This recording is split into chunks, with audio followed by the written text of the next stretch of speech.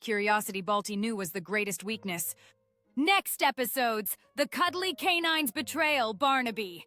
The town's resident four-legged liability was not hostile, but merely curious about the squeaky hammer. Balti met the canine's massive slobbery head with a fearless glare. He offered a non-negotiable treaty, the squeaky hammer's squeaker, for a moment of peace. Barnaby, his tail an enthusiastic metronome, accepted the offering with a gentle, slobbery grasp. The squeaky hammer was officially retired as a weapon, now a diplomatic tool. Barnaby, now a sworn ally, or at least a distracted friend, flopped down belly up.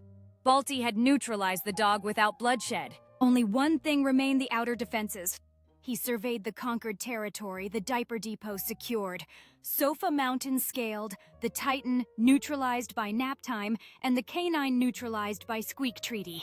A loud, sharp rattle at the front door signaled a new outside threat. An agent of chaos known to disrupt all peace and quiet, the mailman. Like if Balti is a negotiating genius, the front door, the outer wall, was a massive, impassable barrier. The mailman, cloaked in beige and smelling faintly of paper and exhaust, was trying to insert a letter through the slot.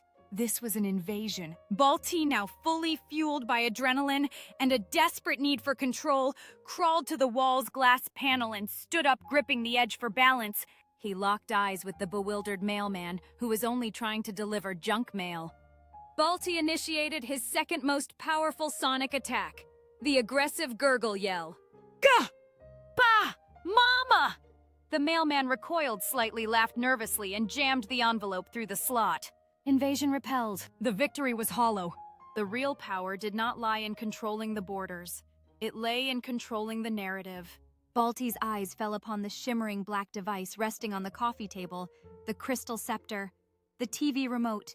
Control of that meant control of the screen. Control of the screen meant ultimate conquest of the town's attention span. Like if Balti successfully scared away the mailman. Subscribe. Battle for the Crystal Scepter. The Crystal Scepter, remote control, sat on a pedestal, coffee table. It was the most coveted item in the entire town, a source of endless power and distraction. But the coffee table was slick high and guarded by the books of knowledge, a pile of magazines, which threatened to topple onto him. Balti needed elevation. He saw a small wooden footstool, the seat of ascent, and used it. He pushed it with his head, a monumental feat of engineering, and finally positioned it near the table. He pulled himself up, hands scraping against the polished wood. He was face to face with the scepter. He reached. His fingers brushed the cool plastic. Victory! He had it! The scepter was heavy yet glorious.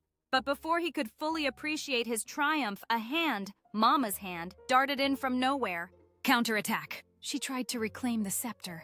A desperate tug-of-war ensued. Balti, fueled by the vision of endless children's programs, clung on with a death grip, his face turning an alarming shade of purple. Mama finally gave a gentle but firm pull. The throne room. The television, the town's consciousness, was showing a cooking show. Not the desired content, but a victory nonetheless. The town was forced to watch Balti's choice. Balti was buckled in. Mama, seeing his exhaustion, decided that the only way to contain the furious conqueror was to seat him on the ultimate high ground, the high chair throne, the feeding chair. From this elevated position, he could survey his domain. Below him, General Papa was cleaning up the mess from the siege of Sofa Mountain. Barnaby was sleeping next to the retired squeaky hammer. The Titan was still slumped, conquered by sleep. Mama approached with the final ultimate prize, the cookie of grievance. Mama placed the cookie on the tray, a gesture of full and final surrender. Balti, exhausted, powerful, and utterly victorious, gripped the treat. The town was his. His regime was established. He was the tiny tyrant king of the living room. Like if Balti is the greatest ruler in history. Subscribe to see what happens when he takes a bite. Comments below. What should Balti's official royal conquest and the coming storm? The cookie, crisp, sweet, and deserved, was the taste of pure victory. Balti mashed it into his mouth, the sounds of chewing muffled by the cheers of his internal army. The war was over. He had started a conflict over a denied snack and ended it with the conquest of his entire world. The living room, the kitchen, the diaper depot, all now flew the flag of the bold. As he finished the last crumb, a strange sensation tickled his nose. a feeling he had not planned for, a reflex he could not control. He let out a colossal room-shaking achoo! Tiny bits of cookie shrapnel sprayed across the high-chair throne. His eyes watered. His reign, so absolute only moments ago, was now threatened by an internal biological uprising. The town of Soft Corners was suddenly filled with the sound of his sniffling. Mama rushed in with a soft tissue. The tiny tyrant was vulnerable. He had conquered the outside world, but now a new microscopic enemy, the snotty specter, had breached his defenses. The war is never truly